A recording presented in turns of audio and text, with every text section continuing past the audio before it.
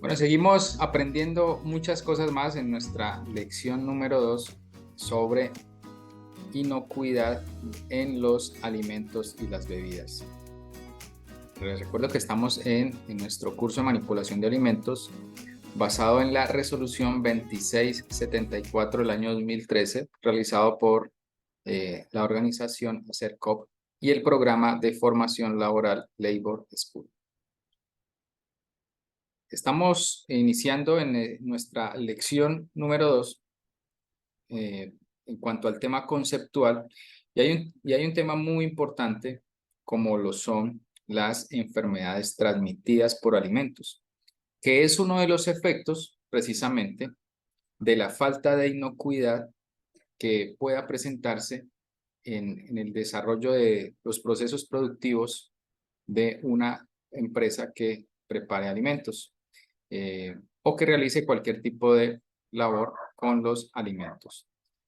Habría que definir entonces precisamente qué son las enfermedades transmitidas por alimentos, las famosas y conocidas ETA.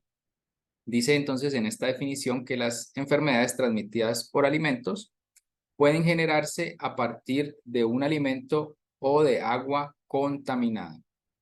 Son llamadas así porque el alimento actúa como vehículo de transmisión de organismos dañinos y sustancias tóxicas.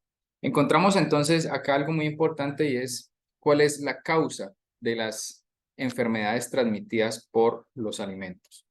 Y encontramos precisamente que una enfermedad transmitida por alimentos se genera en una persona a partir del consumo de un alimento o de agua que esté contaminada. Agua que tenga presente, entonces, un tipo de contaminante que genere que se presente esa enfermedad en el consumidor.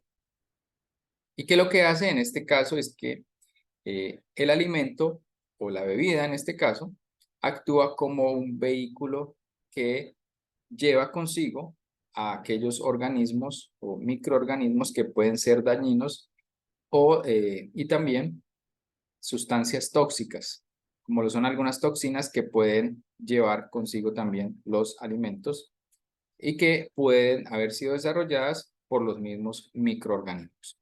Entonces, esto es lo que entendemos nosotros por las enfermedades transmitidas por los alimentos.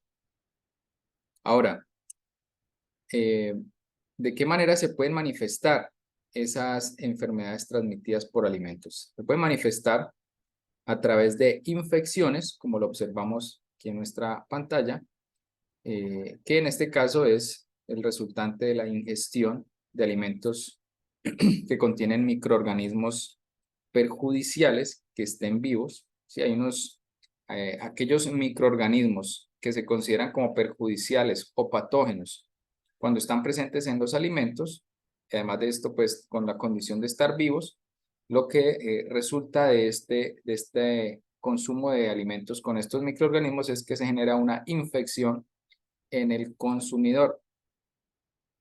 Seguidamente tenemos las intoxicaciones, que son otra de las manifestaciones de las ETA y se generan a partir del consumo de las toxinas que se pueden generar a partir de las bacterias o de mohos que puedan estar presentes en los alimentos. ¿Sí? Entonces, las bacterias o en este caso los hongos son productores de toxinas, que es digamos un tipo de veneno que puede ir presente en algunos alimentos y que se generan de un tiempo después de estar presentes estos microorganismos en el alimento. Entonces sería la segunda manifestación, las intoxicaciones, y la tercera manifestación se llama toxi-infecciones. Lo que sucede acá podría decirse que es una combinación de las dos anteriores, donde pues vemos cómo el alimento con una cierta cantidad de microorganismos, recordemos, microorganismos patógenos, normalmente que pueden producir enfermedades, entonces son capaces en el interior de el organismo de aquella persona que ingirió ese alimento con microorganismos, son capaces estos de desarrollar toxinas y lo hacen al interior del organismo de la persona. Entonces, son toxinfecciones que quizá pueden ser mucho más perjudiciales esta manifestación y puede afectar la vida de las personas, generando una enfermedad transmitida por los alimentos. ¿Qué población tiene más riesgo de contraer las enfermedades transmitidas por alimentos? Encontramos entonces a los niños pequeños, las mujeres embarazadas, encontramos las personas adultos mayores, las personas ancianas, personas que están tomando medicinas, también hacen parte de este grupo, y las personas cuando están enfermos. Entonces, 5 grupos de la población que tienen un mayor riesgo de contraer las ETA. Si analizamos un poco estas personas, pues estas personas tienen un factor común, y es que su sistema inmunológico pues no está igualmente preparado como el de una persona o que esté sana, un adulto que esté en buenas condiciones de salud, y por tanto pues va a ser fácilmente afectada por algún producto que esté contaminado. De ahí que pues obviamente hay que estar preparados porque posiblemente estos puedan ser nuestros clientes en algún momento. Los alimentos pues si en algún momento hay alguna restricción frente a algún tipo de alimento para algunas personas, pues no lo podrían consumir, pero normalmente los niños, las embarazadas, los ancianos, las personas que toman alguna medicina o los enfermos, pueden consumir cualquier tipo de alimento. Puede ser el alimento que se procese o que distribuya nuestra organización. Entonces, por eso es que aún más, si alguna de estas personas que está en este grupo, en esta diapositiva, que hace parte de algún grupo de la población, como lo mencionamos acá, pues debemos de tener mucha atención, porque son personas que pueden fácilmente enfermarse, por tanto, el trato y la manipulación que le debo hacer a los productos, pues debe de buscar siempre su inocuidad, que no se vaya a ver afectado, en este caso el alimento, y ponga en riesgo la salud de ese consumidor. Aquí encontramos entonces algunos de los, vamos a hablar de estos personajes, ¿sí? Que podrían decirse que son responsables de gran parte de las enfermedades transmitidas por los alimentos, ¿sí? Son los microorganismos. Microorganismos que son, pues, seres vivos muy pequeños, ¿sí? Tamaños microscópicos que, pues, a simple vista no los podríamos observar, y por eso, pues, para identificarlos, pues, es necesario el uso de un microscopio, de algo que nos permita observar. Sí, seguramente los hemos escuchado. Pero ¿qué tenemos que saber de los alimentos? Primero, ¿cómo llegan? ¿Cómo llegan estos microorganismos a los alimentos? Vamos a ver cómo pueden llegar. Una primera opción es llegar a través del aire, ¿sí? A través del aire, el aire puede transportar microorganismos. Aún así, cuando nosotros sentimos un mal olor, cuando estamos respirando y sentimos un mal olor, ese mal olor es generado a partir de bacterias. Hay bacterias que se encargan de generar los malos olores. Probablemente estamos respirando también bacterias generadoras de esos malos olores. ¿Cómo llegan los microorganismos a los alimentos? A través del suelo. Claro que sí. El suelo, cuando un alimento tiene contacto con el suelo, porque, bueno, se cayó, entonces en ese piso hay seguramente microorganismos. Así como lo hay en cualquier suelo, en la tierra, sí, hay microorganismos. A través de nuestros zapatos, pues nosotros, claro, la suela de nuestros zapatos puede distribuir suciedad, mugre, polvo, pero ahí también hay microorganismos. La vestimenta de trabajo también. Nuestra vestimenta puede tener microorganismos. Por eso, para el caso de los manipuladores de alimentos, entonces, no está permitido que, por ejemplo, llevemos puesto, si utilizamos un uniforme para nuestras labores, no está permitido que tengamos el uniforme, nos lo coloquemos desde nuestra casa y que nos dirijamos hasta el lugar de trabajo con el uniforme puesto. ¿Por qué? Porque en ese tránsito, pues el aire que probablemente esté contaminado en la calle, pues va a caer en mi vestimenta. Por eso la importancia de colocar el uniforme en el punto de trabajo. En los insectos también podemos encontrar microorganismos, claro que sí. Recordemos que los insectos se convierten en vectores de los microorganismos, o sea, transportadores de microorganismos. Normalmente los tienen en sus patas, ¿sí? Porque los lugares donde frecuentan, pues son lugares con mucha suciedad. Y por eso, cuando hablamos de cucarachas, moscas, hormigas, que son insectos, entonces seguramente van a traer consigo microorganismos. Los manipuladores, en este caso los manipuladores de alimentos, claro que sí. Nosotros podemos transmitir microorganismos. ¿De qué manera?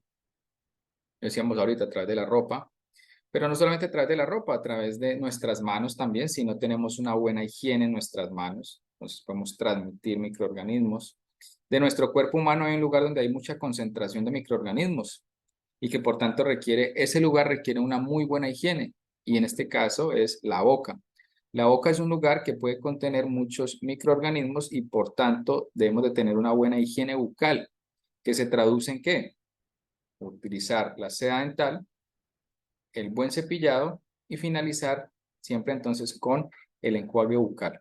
Maneras de evitar que como manipuladores vayamos a contaminar los alimentos. Seguimos.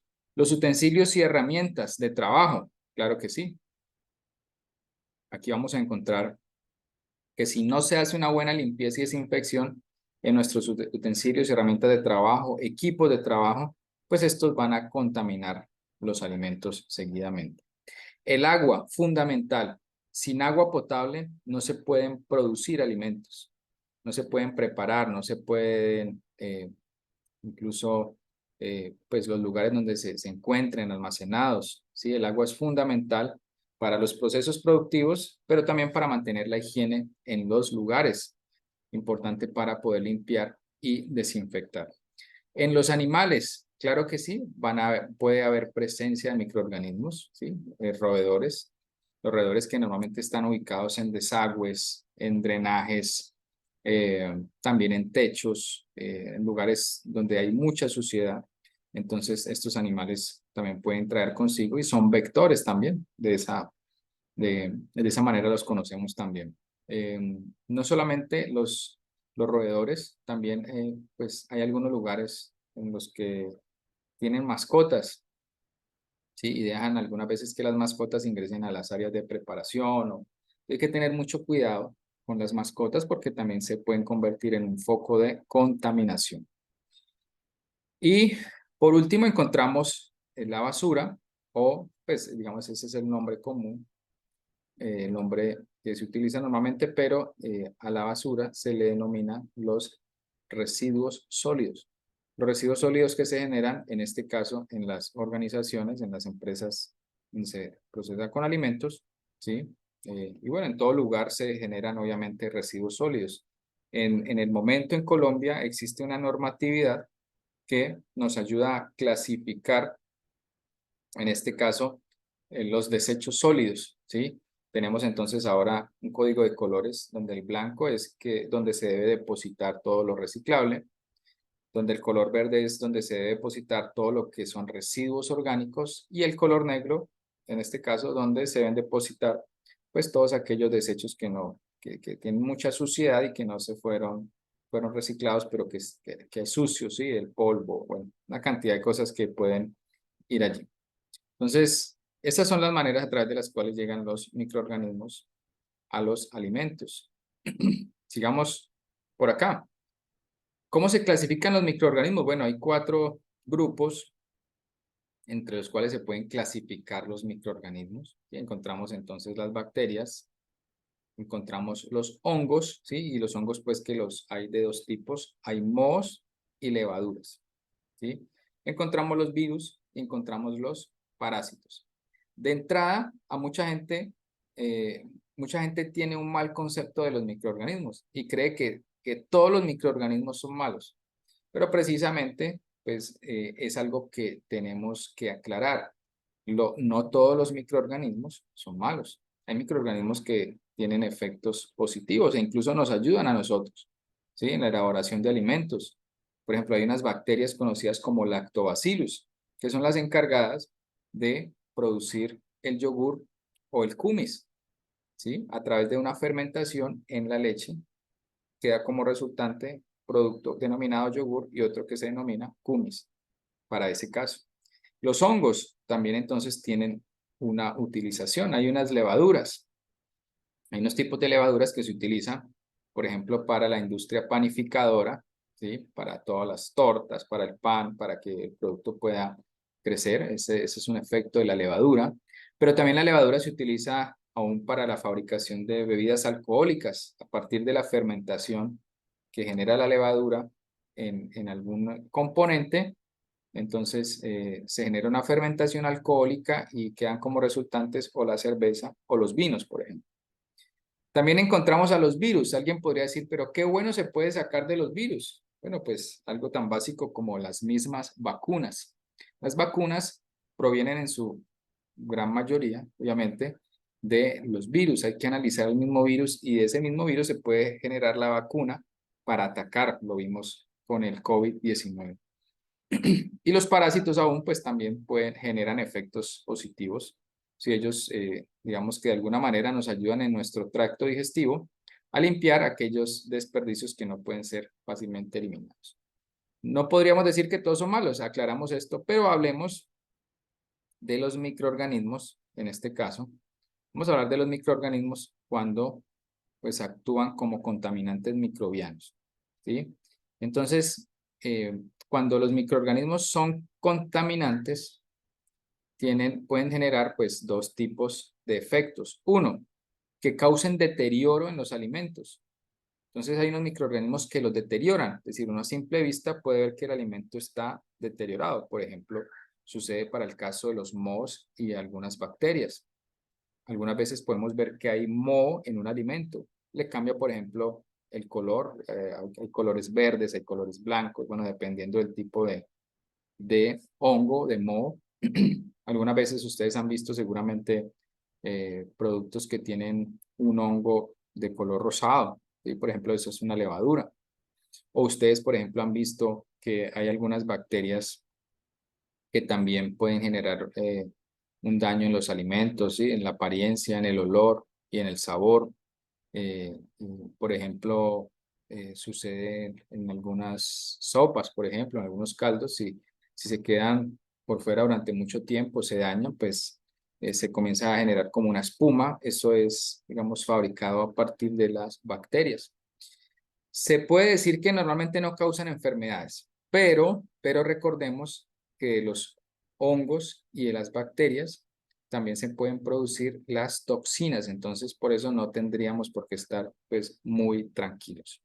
Y el otro grupo de contaminantes microbianos, encontramos entonces a los patógenos, ¿sí? Los patógenos, ¿sí? Patógeno viene de patología, entonces patología es enfermedad. Cuando digo que un microorganismo es patógeno, quiere decir que es un microorganismo que puede producir enfermedad, en este caso una enfermedad transmitida por los alimentos.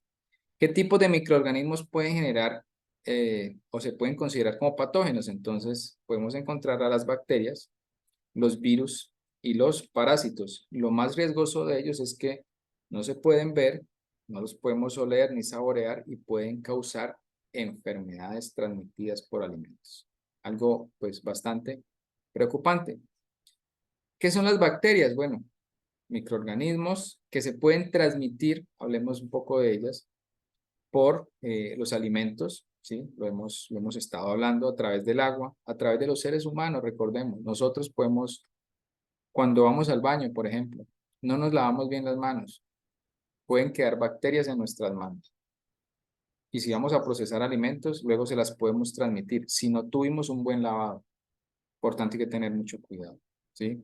En los insectos hay también microbacterias. Características de las bacterias, bueno, se reproduce con mucha rapidez, ¿sí? Mucha rapidez se puede reproducir si tiene las condiciones necesarias. Tienen una capacidad de convertirse en esporas, imagínense, en condiciones desfavorables. ¿Qué quiere decir esto? Entonces, algunas veces hay temperaturas, puede sobrevivir si hay temperaturas altas o temperaturas bajas, ¿sí? A través de convertirse en espora, aún estando con una baja humedad o con una alta acidez. podrían soportar y vivir las bacterias. Entonces, por eso las bacterias pues tienen esa característica, digamos, un poco inteligentes en sus defensas, ¿sí? Si tienen una condición desfavorable. Algunas causan deterioro solamente y otras enfermedades. ¿Sí? También eso habría que aclararlo. Algunas dañan el alimento, le cambian el olor, el color, pero no generan una enfermedad. Pero otras, y quizá un gran número, pues que pueden generar enfermedades. Y también pueden producir toxinas, como lo mencionábamos ahora. Y lo complicado de esto es que las toxinas no se destruyen con la cocción, porque alguien podría decir, ah, esto tiene toxinas por una bacteria, por un hongo. Vamos a generar una buena cocción en este alimento y ya con esto lo vamos a eliminar, pero resulta que de esa manera no sucede. Miremos también los virus, características de los virus. Necesitan una célula viva para reproducirse. ¿Sí? Así, ella no se puede multiplicar por sí sola o no se multiplica en un alimento, no se reproduce en un alimento. Eso no sucede con los virus, ¿sí? Los virus necesitan una célula viva, que en este caso es que nosotros como seres humanos, los animales, bueno, tienen células vivas y de ahí es donde el virus se puede reproducir. No se reproducen los alimentos, lo estamos mencionando. Algunos sobreviven la congelación y la cocción. Mire pues cómo sucede con el virus.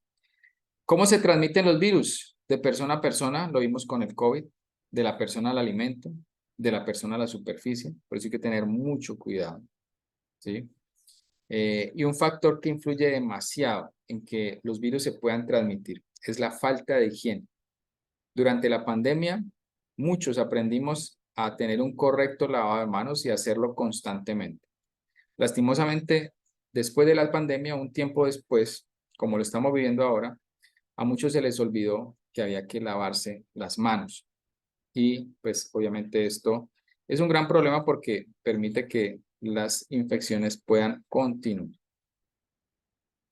Miremos el caso de los parásitos que son otro tipo de microorganismo. ¿Qué característica tienen? Necesitan un huésped para sobrevivir. ¿Sí? Normalmente lo hacen en los aparatos digestivos. Crecen en animales como cerdos, gatos, roedores y peces y se pueden transmitir a los seres humanos. ¿Sí? Representan un peligro para los alimentos y para el agua. ¿Sí? Los parásitos pueden llegar fácilmente a algunos alimentos o también al agua y pues esto hace mucho más riesgoso eh, el, el tema de los alimentos, el consumo y el procesamiento. Y el grupo de los hongos, las características que tienen es que primero hay dos tipos de hongos. Hay unos hongos que se denominan mohos, que seguramente pues, lo hemos visto alguna vez, ¿sí? De color verdoso, de color gris, blanco. Los mohos deterioran y pueden causar ETAs, recordemos, a través de la producción de toxinas. Crecen principalmente en alimentos ácidos y con poca agua, y esto le sucede a los mohos. La congelación previene o reduce su crecimiento, pero no los destruye, entonces puede ponerlos en stand-by, pero no los va a destruir la congelación. Algunos producen toxinas como las aflatoxinas, que lo mencionábamos ahora, ¿sí? Los mohos pueden producir toxinas y realmente esto es lo preocupante de un hongo y en especial de un moho, es que pueda desarrollar toxinas que pueda generar una intoxicación, porque de ahí provienen las intoxicaciones.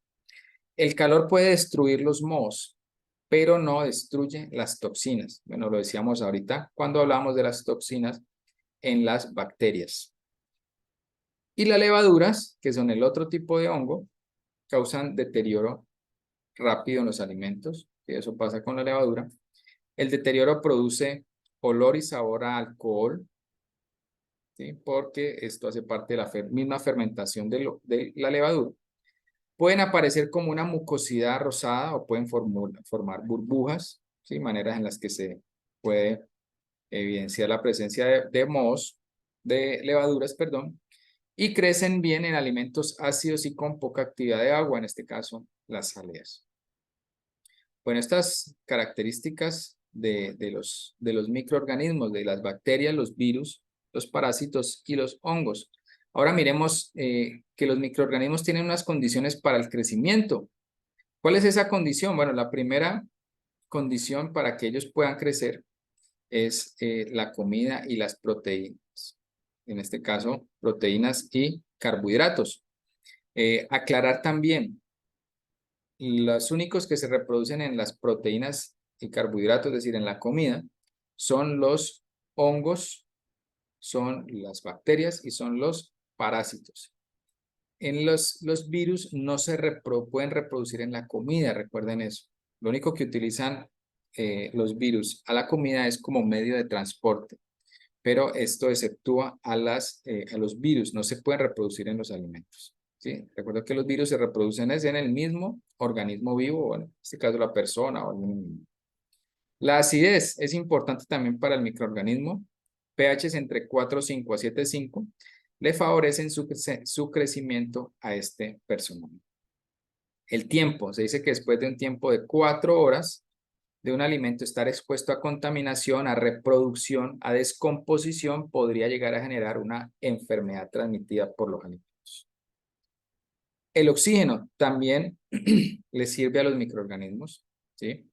De ahí que entendamos un poco el por qué el empaque al vacío sirve como un medio de conservación, ¿sí? Los empaques al vacío son empaques donde hay ausencia total de oxígeno y eso hace que el microorganismo no se pueda reproducir allí.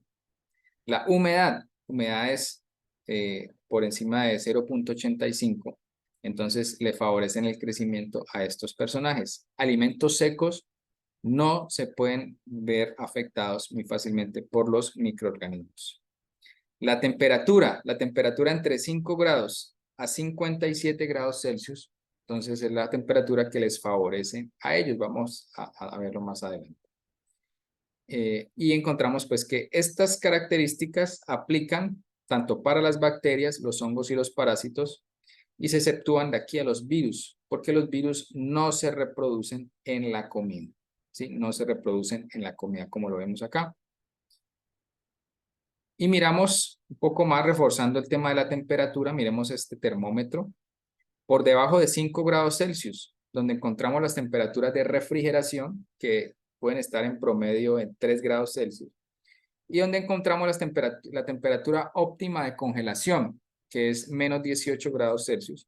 Encontramos que los microorganismos, cuando están en estos rangos de temperatura, pueden quedarse dormidos o están dormidos, ¿sí? Esto es temporal, ¿no? Porque llega un momento donde ellos se pueden reproducir. Por eso la refrigeración y la congelación es un excelente método para conservar los alimentos. Normalmente alimentos, aquellos que son de mayor riesgo en salud pública, como las carnes, el pescado, el pollo, los mariscos, bueno, todos estos productos requieren, en este caso, estar almacenados en refrigeración o congelación para que los microorganismos estén allí dormiditos. ¿Y qué pasa por encima de 5? Hasta 60. Hay una zona de peligro, porque ellos se pueden reproducir muy fácilmente, de 5 a 60. De ahí que la temperatura hay que tener mucho cuidado, según el tipo de alimento, obviamente, ¿no? Un alimento no perecedero, pues es un alimento que puede permanecer a temperatura ambiente. No tiene humedad y eso hace que el microorganismo no se lo vaya a comenzar a comer o se vaya a reproducir en él. Y por encima de 60 grados Celsius hacia arriba, entonces encontramos también la temperatura de seguridad para el alimento, porque allí es donde se pueden eliminar gran cantidad de estos personajes.